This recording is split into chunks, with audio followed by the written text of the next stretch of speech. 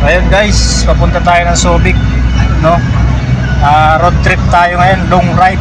Ito yata yung makina. Oo. Maghahatid kami ng makina ng bangka papuntang Subic. Na-pick up natin dito sa Tondo. Oh, Tondo ano to? Tama, ano Tondo ano? Oo. So may rate siya na magkano? Mamaya ilalagay ko.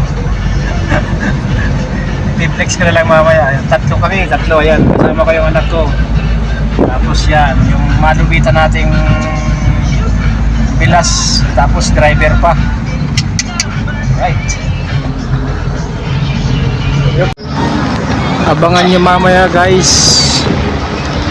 Pagdating namin sa Zambales, yung makina ng bangka na ibababa natin. So papakita natin mamaya sa video kung gaano kalaki at kung ilang tao ang magbubuhat nito, no? So mabigat, sila naman ang magbubuhat nito guys, yung nagpa-deliver. Hindi naman tayo. Kapag tayo, siyempre may extra na bayad yun. Alright guys, so let's go. Malapit Dito na tayo sa konting Inlex, no? kimbot na lang, nasa Subic na. So yun guys, let's go. Ayun, inaabot na kami ng gabi. Madilim na, so alas 7 ng gabi. Pero malapit na kami. Kunting kimbot na lang. Yun, dito kami sa Zambales ngayon. Ayan.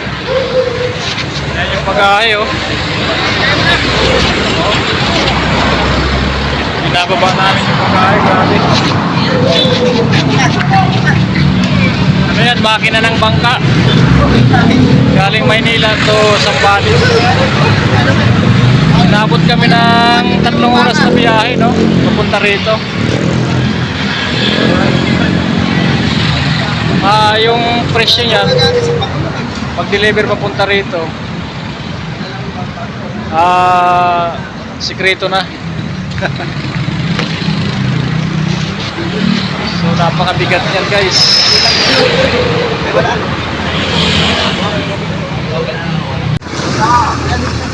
Yan, laki. Ayun, tatalian ng lubid kasi mabigat. Mabigat. Yan, abang-abang, laki. Pasanin.